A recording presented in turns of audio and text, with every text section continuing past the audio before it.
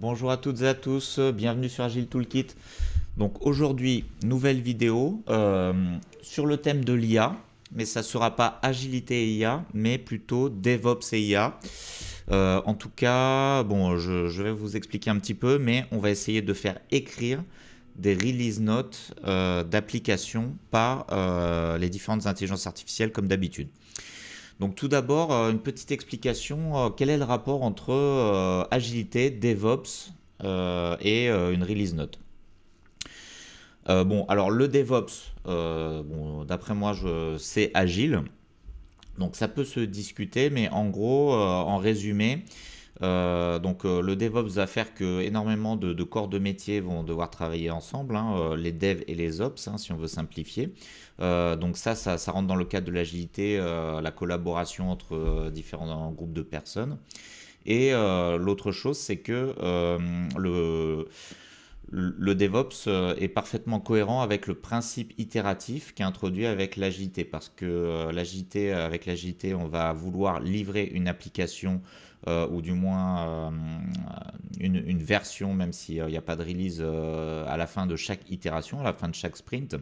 Et le DevOps va être utile pour automatiser les builds, les tests et tout un tas de choses, de manière à ce que ce soit plus facile de livrer une nouvelle version à la fin de chaque itération. Donc pour moi, c'est deux pratiques très liées. Dans la série de vidéos sur l'agilité à l'échelle, la dernière vidéo qui est prévue dans le plan sera sur agilité et DevOps, agilité à l'échelle et DevOps. Donc là, j'expliquerai en détail le lien. Et en fait, moi, ce qui m'intéresse dans toutes ces vidéos et dans mon métier, c'est pas uniquement l'agilité, mais c'est la maîtrise d'œuvre de projets informatiques au sens large. Donc, maîtrise d'œuvre, c'est comment on va fabriquer un logiciel qui est demandé par la maîtrise d'ouvrage, donc par le métier, les product owners, etc. Donc, comment on va pouvoir réaliser une application qui nous est demandée, qu'est-ce qu'on va utiliser comme outil. Donc va y avoir la partie organisationnelle, donc là c'est là que l'agilité intervient, comment on s'organise entre les gens, quel meeting on va faire, etc. Et il y a aussi la partie technique, donc c'est tout l'outillage qu'on va utiliser pour fabriquer une application. Donc les outils du DevOps, ça en rentre dans ce cadre-là aussi. Donc les deux m'intéressent. Au départ, je voulais appeler cette chaîne Agile and DevOps Toolkit. Mais comme je commence sur l'agilité, que je voulais simplifier, que je ne savais pas encore exactement où ça irait cette chaîne, je suis resté pour l'instant sur l'agilité. Mais on va aussi parler un petit peu de DevOps.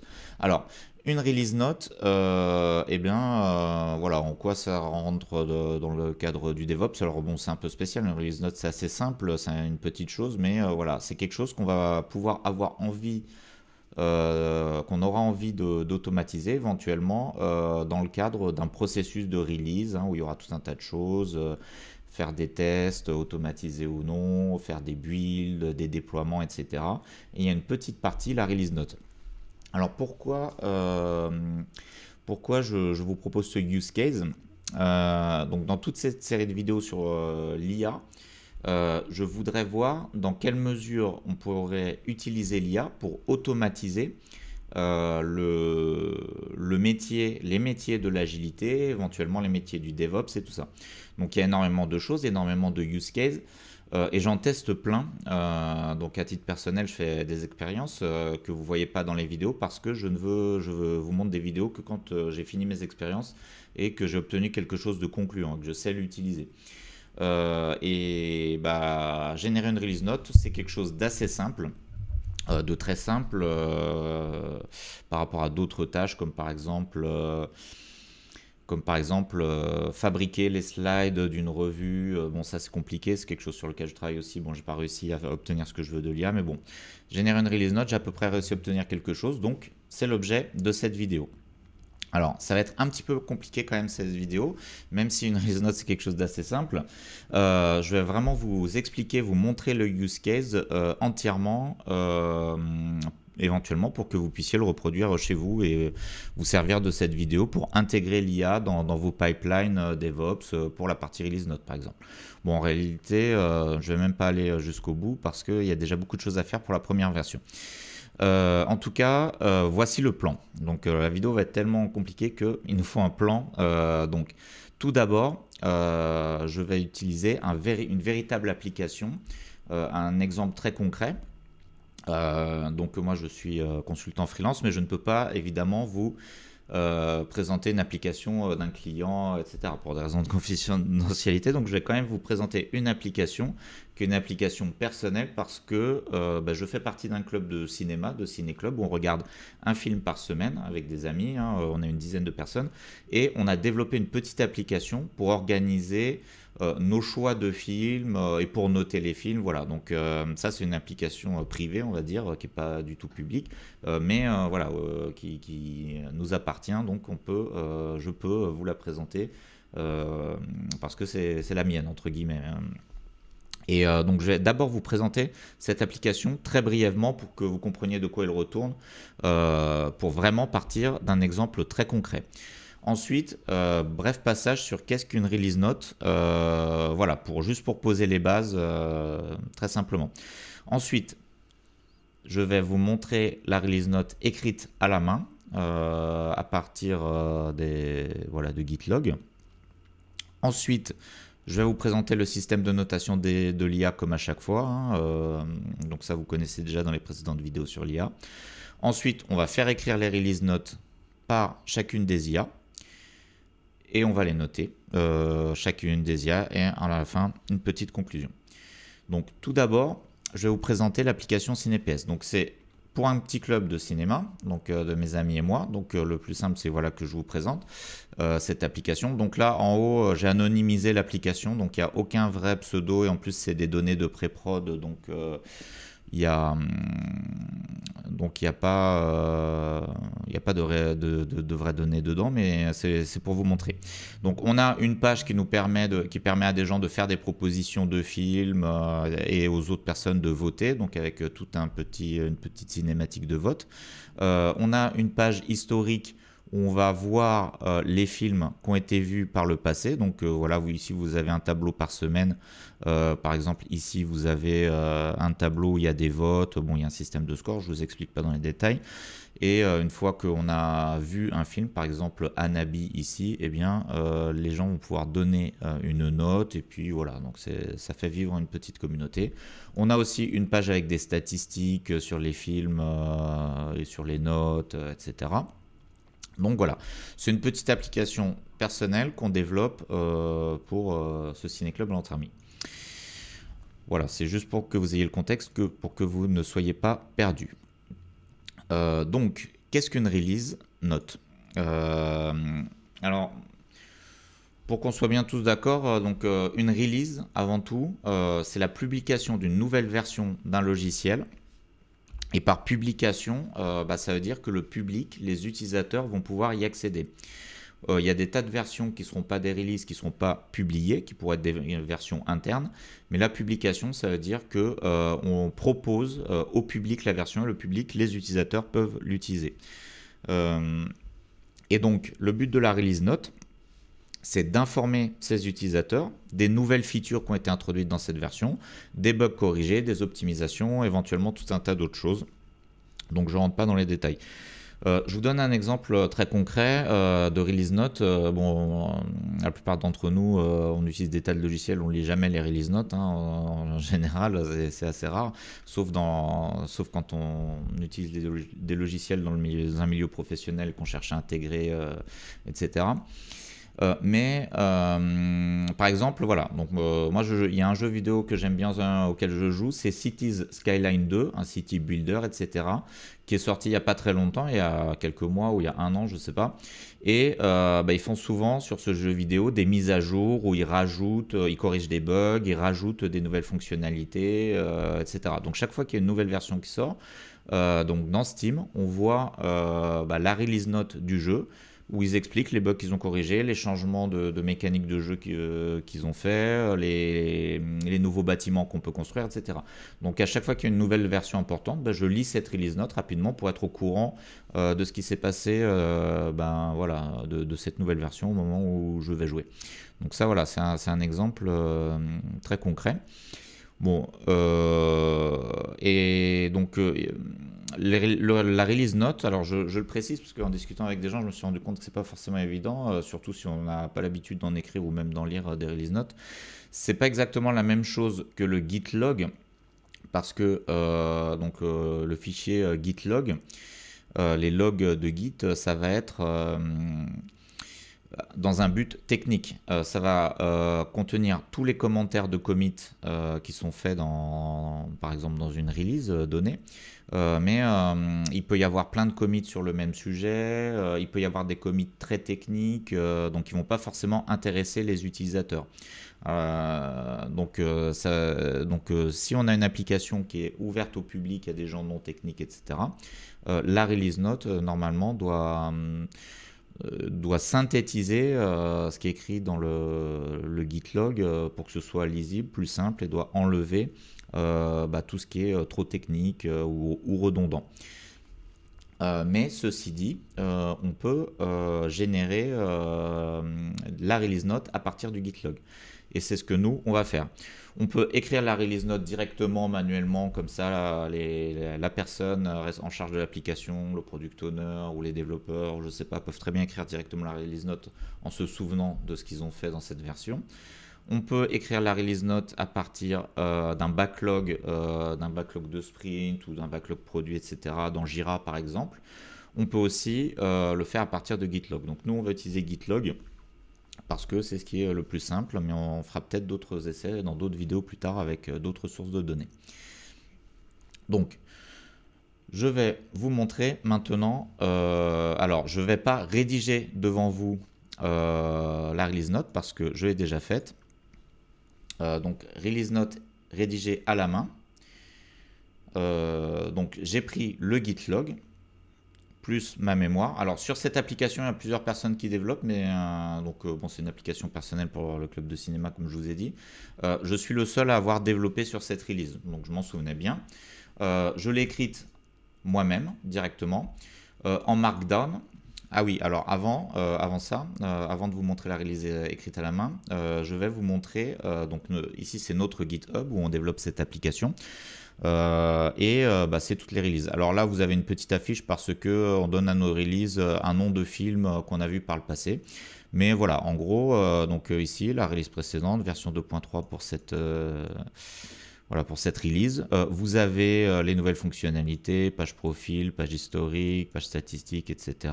Donc là, on avait introduit même de l'IA à l'intérieur de l'application. Ici, voilà, barre de navigation uniformisée, page historique améliorée, etc. Donc vous avez tout un tas de nouvelles fonctionnalités introduites à chaque fois. Alors il n'y a pas tant de release que ça, hein. On en fait une de temps en temps, ça fait quelques années quand même qu'on utilise l'application, depuis 2022 je crois. Et voilà, vous avez ici la liste de toutes les releases. Et donc ça, je l'écris à la main en Markdown, je l'écris ou la personne qui fait la release l'écrit à la main en Markdown, comme ceci. Voilà, c'est assez simple, affichage du nombre total de films vus. Alors, oui, l'application s'appelle CinéPS, rien à voir avec le Parti Socialiste, c'est le nom de notre club, parce que on regardait à la base la série TV Papa Schultz, voilà. Donc PS, ça veut dire Papa Schultz pour ceux qui connaissent, et rien à voir avec la politique évidemment. Ensuite, affichage de la note moyenne générale de tous les films, spectateur le plus satisfait. Donc voilà, ici vous avez une nouvelle feature de statistiques. Alors comme on a un système de vote pour choisir les films, on a aussi des fois il n'y a pas de vote parce qu'on n'a pas le temps de proposer des films, donc on appelle ça PS de droit divin. C'est quand il y a quelqu'un comme un roi qui décide du film qu'on va voir sans qu'il y ait de vote, hein, donc c'est le contraire de la démocratie, mais bon, ça nous arrive, voilà, pour regarder les films. Ici, des évolutions techniques, des refactoring, des optimisations qui vont faire gagner du temps. Bon. Donc, j'écris ça à la main rapidement, ça m'a pris 11 minutes, c'est assez court, j'étais assez motivé. Et je me souvenais bien de ce qu'on avait fait, puis c'est une petite release, donc voilà. C'est ça qu'on va essayer de... On va voir si on peut le faire générer par l'IA, sachant que l'IA, elle, moi j'ai mis 11 minutes à l'écrire, l'IA va mettre moins d'une minute à générer, normalement. Mais il faut quand même compter un petit temps de relecture. Donc voilà. Donc là, j'ai ma release note de référence. Donc,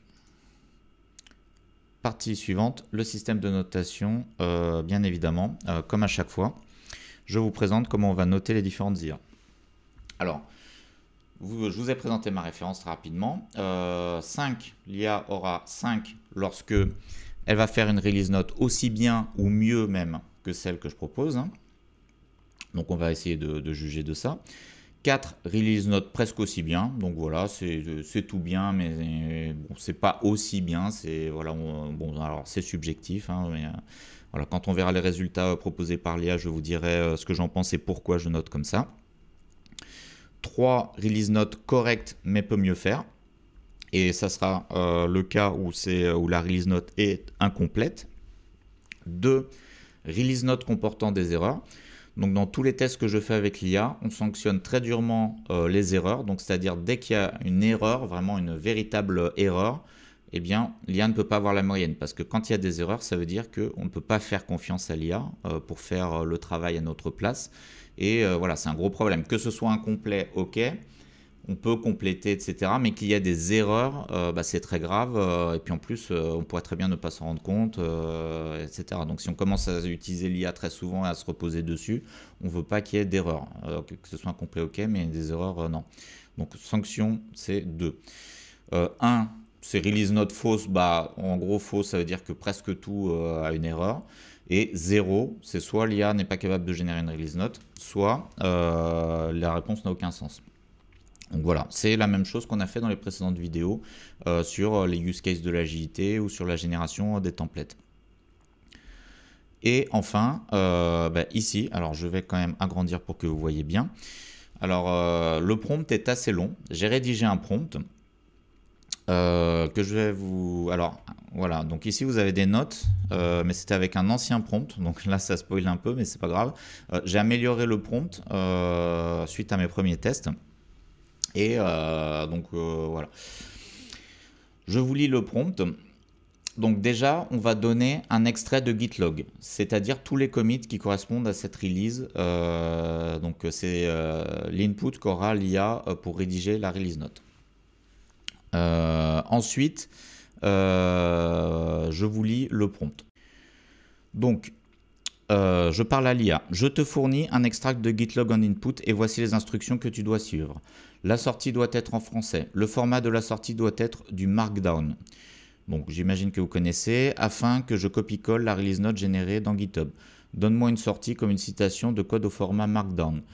Il faut que tu mentionnes les nouvelles features, les évolutions de features visibles par les utilisateurs, les bugs corrigés, les optimisations, mais sans rentrer dans les détails techniques. Les optimisations doivent être incluses dans évolution technique et les évolutions techniques importantes. Alors là, c'est une petite erreur dans le prompt. Je vais juste la corriger parce que j'ai édité le prompt juste avant de faire cette vidéo. Voilà.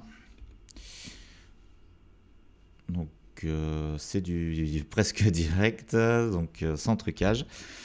Donc les optimisations doivent être incluses dans l'évolution technique. Ne mentionne pas les commits de merge, ne mentionne pas les choses qui sont des petits détails techniques, ne mentionne pas les modifications du modèle de données. Traite les commits par ordre du plus ancien au plus récent. Les suppressions de code obsolètes ou nettoyage de commentaires ne doivent pas être mentionnés. Donc voilà, assez simple, on pourrait certainement faire mieux. Donc là, voilà, écrire ce prompt, c'est ce qu'on appelle du prompt engineering. Donc comment on écrit un prompt pour se faire comprendre de l'IA et pour qu'elle fasse ce qu'on veut. Donc ici, on va prendre... ChatGPT pour commencer. Donc je copie-colle mon prompt et je vais lui donner le fichier gitlog. Donc le fichier gitlog, je vous le montre ici. Donc c'est un gitlog avec des commentaires de commit, hein, une seule méthode pour les call API, renommage de fonction call API. Bon, il y a des choses techniques, des choses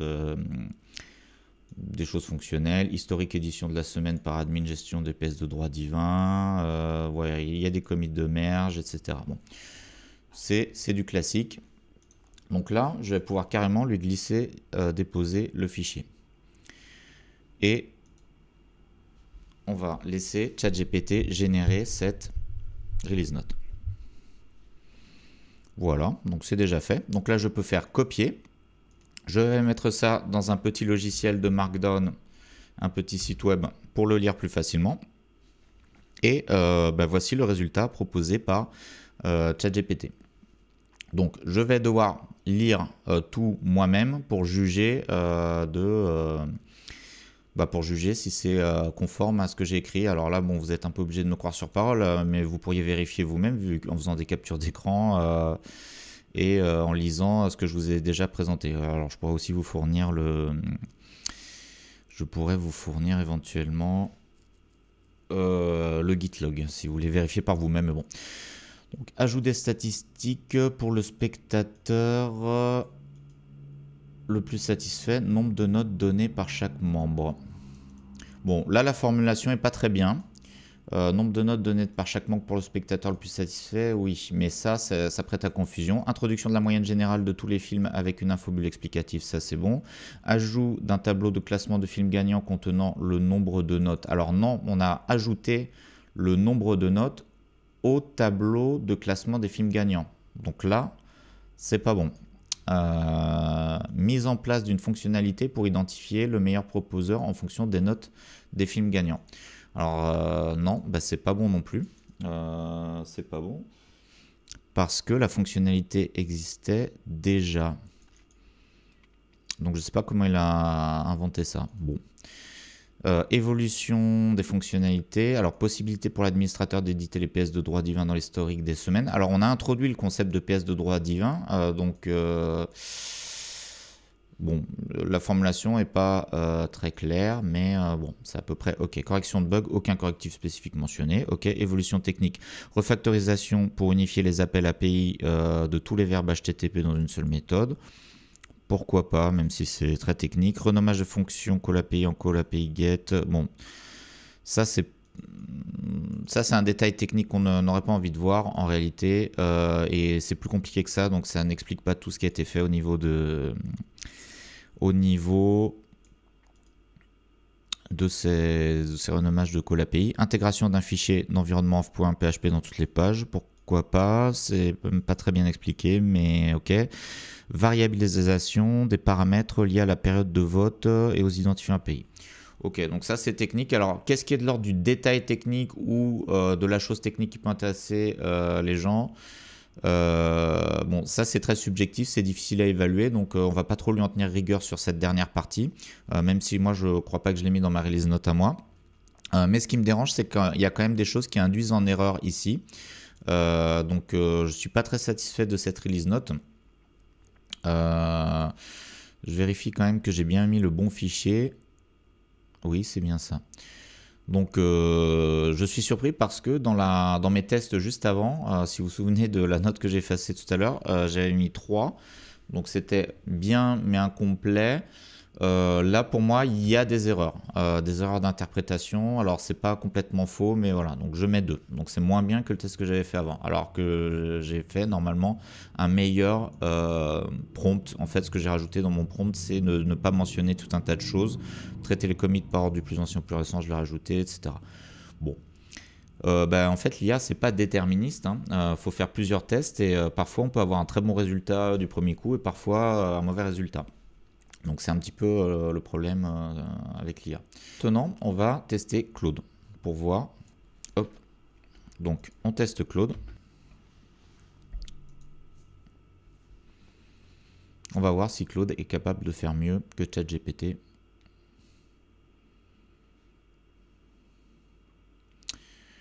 Donc je lui ai demandé du Markdown, hein, normalement. Le format doit être du Markdown.md ici. Donc là, ce n'est pas du Markdown, j'ai l'impression. Par les notes au format Markdown. Bah si, il dit que c'est du format Markdown. Ok, bon alors, je vais copier le contenu. Et je vais le mettre ici. Ah oui, c'est bien du Markdown. C'est juste qu'il présente directement. Donc je peux certainement voir le source quelque part. Note de version. Non.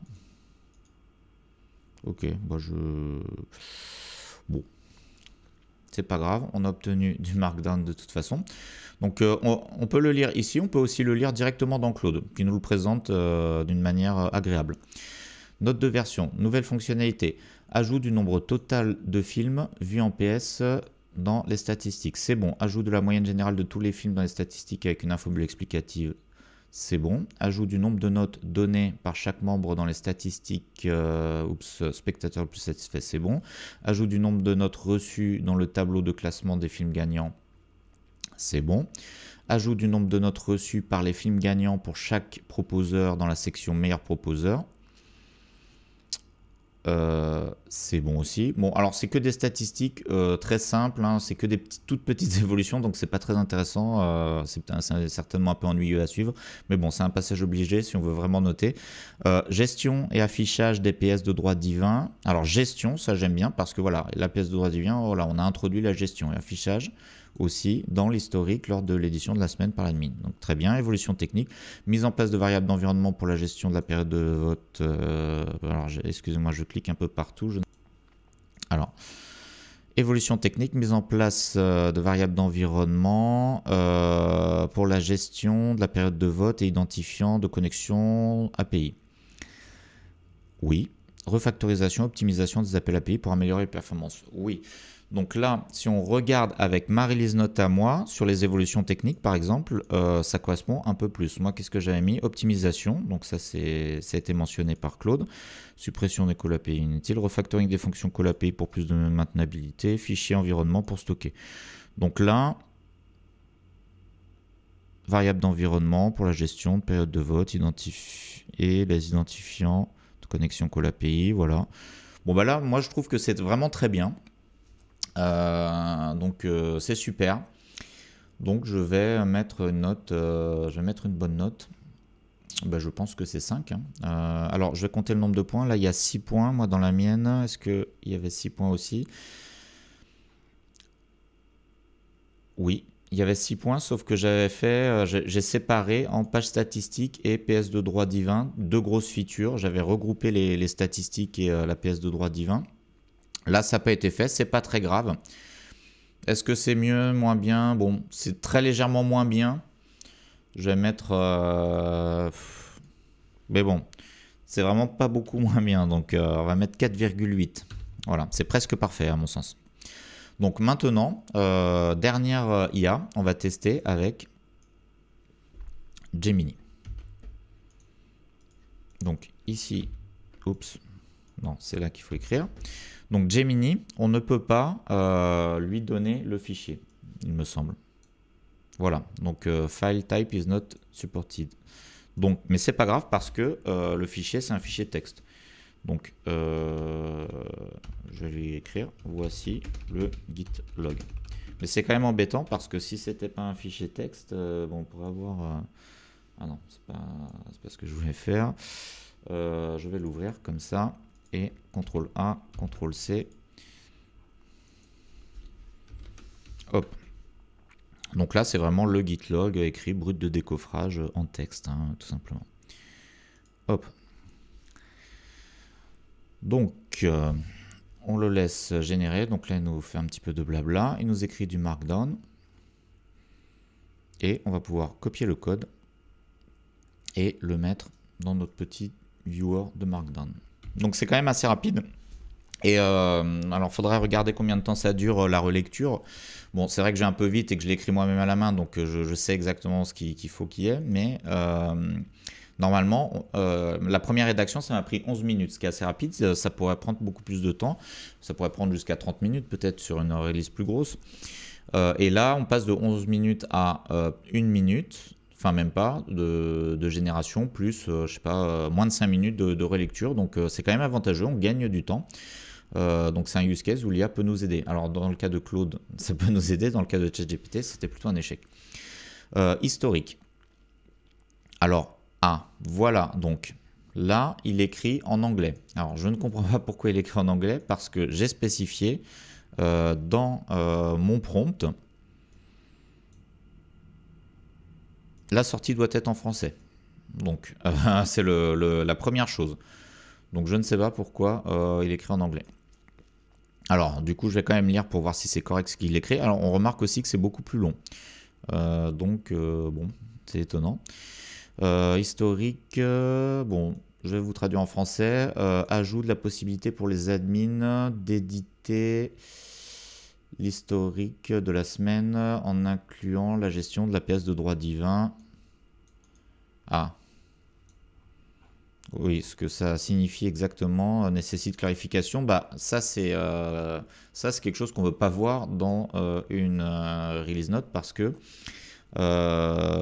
les utilisateurs, eux, ils savent. C'est eux qui ont demandé cette feature PS de droit divin pour pouvoir faire voir un film sans voter démocratiquement. Donc, en fait, donc là, Gemini ne comprend pas ce que c'est la PS de droit divin, hein, ce qui est normal. Mais bon, il doit comprendre qu'il est dans une release note et que voilà, il a compris qu'il y avait ce concept PS de droit divin. Et s'il comprend pas lui, c'est pas grave. Donc ça, c'est pas bon. C'est une erreur. Deuxième erreur, du coup. Statistique. Alors là, alors, ce qui est bien, c'est que il a séparé, il a groupé historique, pièce de droit divin et statistique, comme moi je l'avais fait.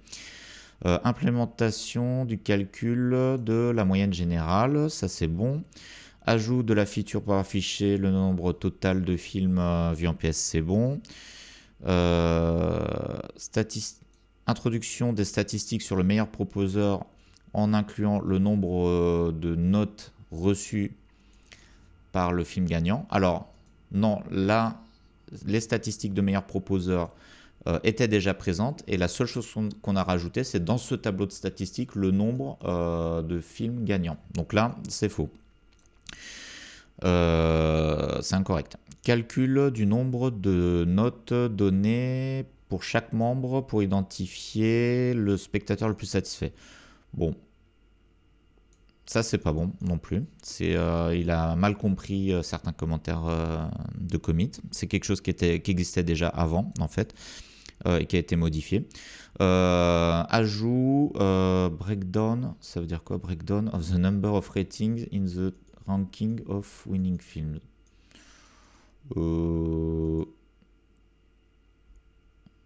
Ça, je sais pas exactement ce que c'est.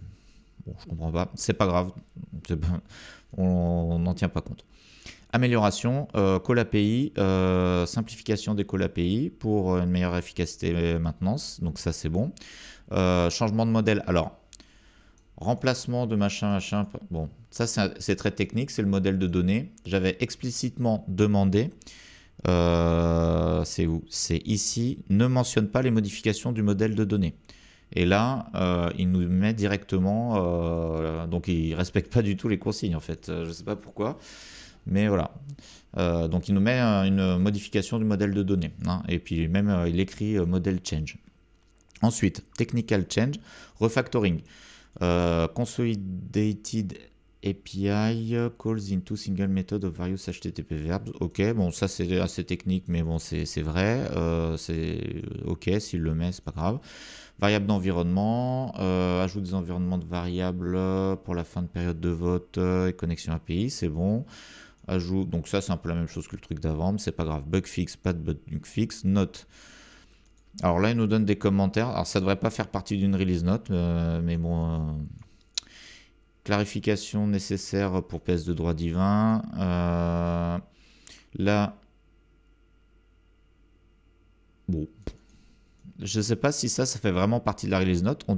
Je pense que oui, ou c'est peut-être des notes à mon attention pour valider la release note. Technical change could include more details about refactoring. Ah non, non, c'est des notes à mon intention. Alors ça c'est vrai. Could include more details about refactoring. Modification technique pourrait inclure plus de détails sur le refactoring. Bah non, parce que j'ai dit à plusieurs reprises que Je voulais pas trop de détails techniques. Feel free to provide more context. Ok, nous donne des recommandations pour l'aider à écrire la release note. Donc ça, c'est pas mal. Bon, allez, on va noter du coup. Bon bah là, clairement, il y a beaucoup de choses qui n'ont pas été respectées. Donc, mince, le système de notation, il est là. Bon, release note fausse, release note comportant des erreurs. Là, il y a vraiment beaucoup d'erreurs. Je trouve, c'est en anglais, des instructions ne sont pas respectées, etc.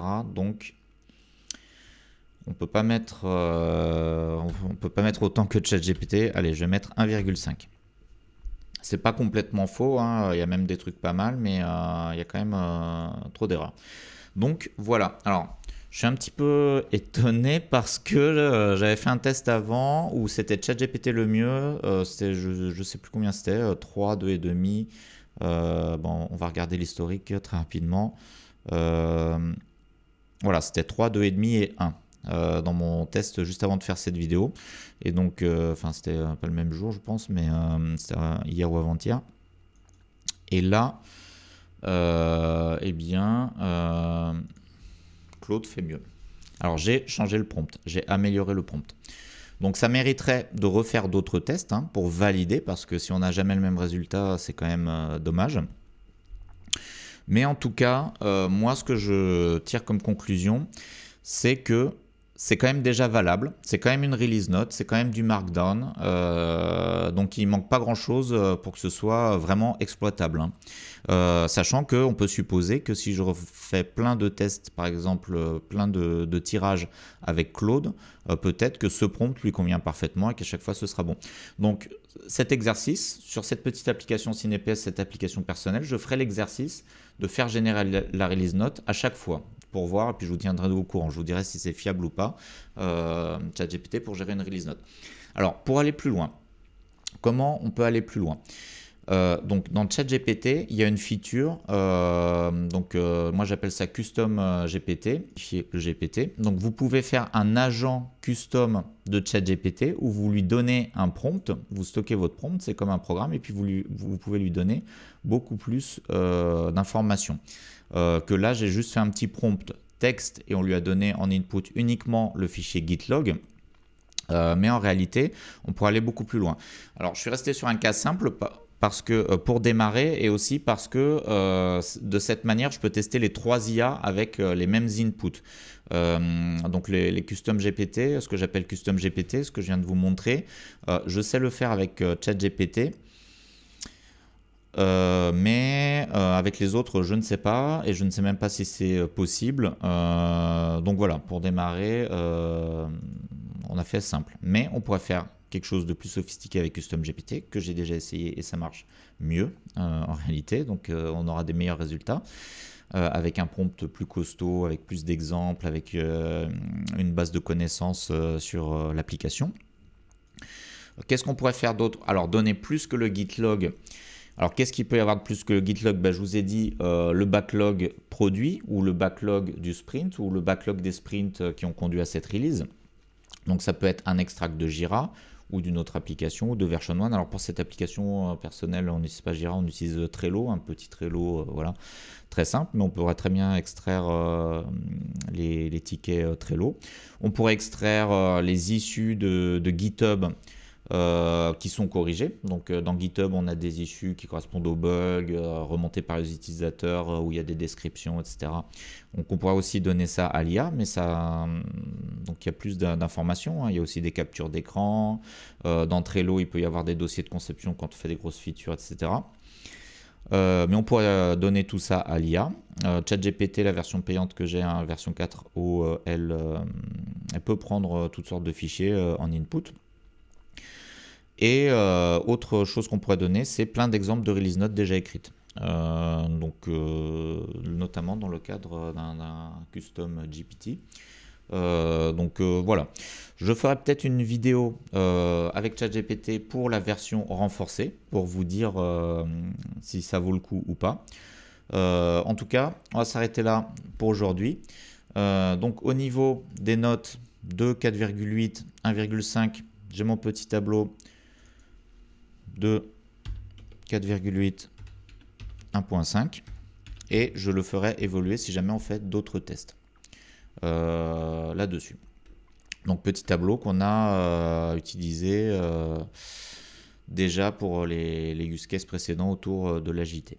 Donc j'ai créé un nouvel onglet pour DevOps et IA.